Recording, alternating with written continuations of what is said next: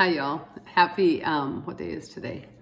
Thursday, February 3rd. It's day 3 of my daily, of my 28 videos. And most days I'm feeling really good and really positive. And today was just it's been kind of a meh, kind of that kind of a day, meh.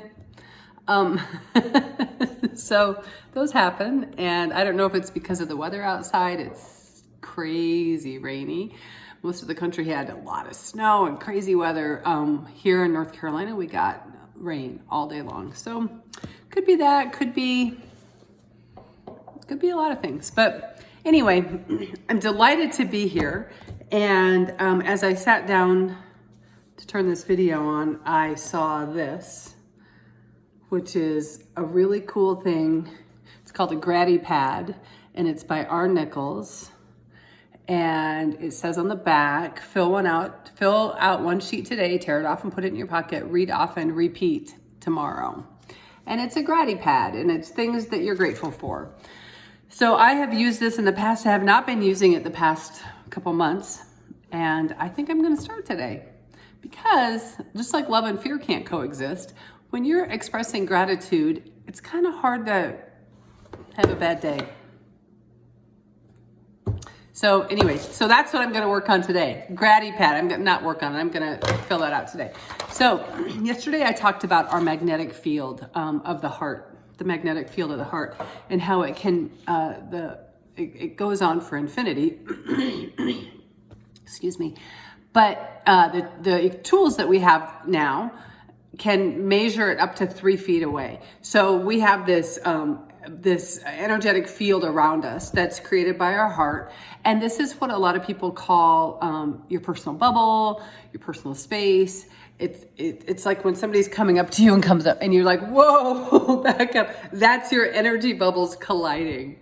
And I love this work with horses because they have such a huge energetic bubble, and we can kind of dance with it and experiment and see how big their bubble and our bubbles are when we start to approach them. And you know, they'll give us a side glance, or they'll whip their tail, or their ear will turn towards us, just simply letting us know that they know we're in, they know that we're entering their space, and they do a quick check and return to grazing because we're not going to be a threat. If we were running up like that, they probably wouldn't return to grazing.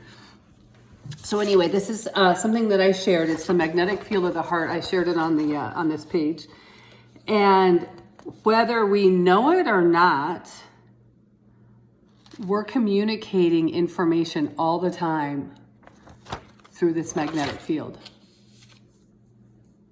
And the things that are communicated most are our thoughts and our emotions. Let me give an example. Let me give a horseback riding example.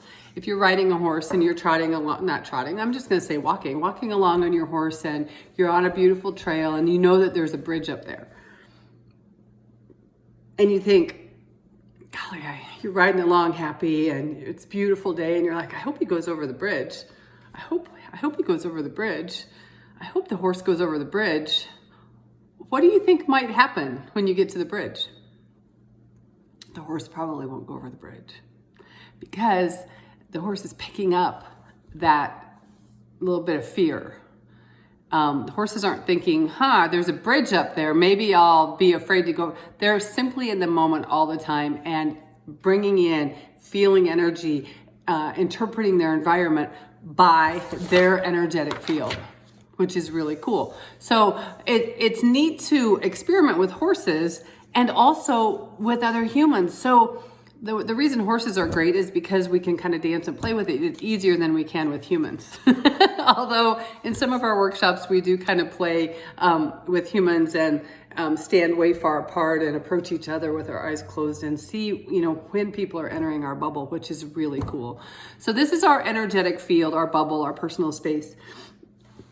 And when we have the fear or the anxiety, it's going out to other people. You probably have an experience of being around someone who was that energetic kind of field. and you know what that feels like. Well, conversely, the other kinds of emotions, such as appreciation, gratitude, love, those emotions, when we're feeling those emotions, those are also sent out in our magnetic field to other people, so other people can feel it. Not only do we feel better when we're expressing and feeling and activating gratitude, appreciation, and love, other people around us do too. But for me, most importantly, it's how it makes me feel. It's kind of selfish. And then there are studies in heart math on how, I'll talk about this another time, or I'll put the link to the study in, but how if there are 3 people at a table who are aware of this phenomenon and can get themselves into a coherent state where their heart rhythms are equidistant apart. There's a whole lot of science around that.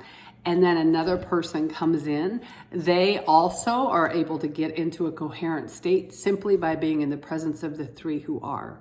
So this is really cool stuff, y'all. This is starting to understand this, the science behind all this is pretty amazing, because we can affect not only our own days and our own lives and our own mood and our own energy. We can also send that. I'm not even going to say send it, because it's radiating. You know, like the old-fashioned radiators, they just sit there and they just radiate heat. It just goes off of them. They are that heat, and it radiates off. So when we are love and we are gratitude and we are appreciation, it simply radiates off of us. And other people feel that, and other people respond in really cool ways. Animals do as well. We notice animals, cats, dogs, will respond in a certain way as well. So tomorrow, I promise that tomorrow I will go over the foundation technique for heart math, which is heart focused breathing. Why don't I do it right now? Great, I will. So heart focused breathing is the foundation of heart math.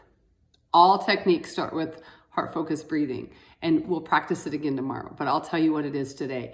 It's 2 easy steps. Focus your attention in the area of your heart. Heart, chest area. Science shows that when our attention goes to a certain spot, energy goes to that spot. So if I tell you right now to wiggle your big toe, energy is going there because you're thinking about it.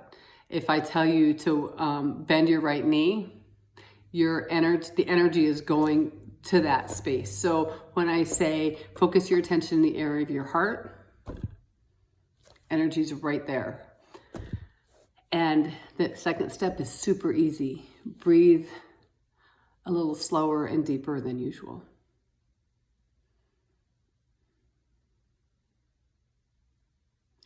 So focus your attention in the area of your heart and breathe a little slower and deeper than usual.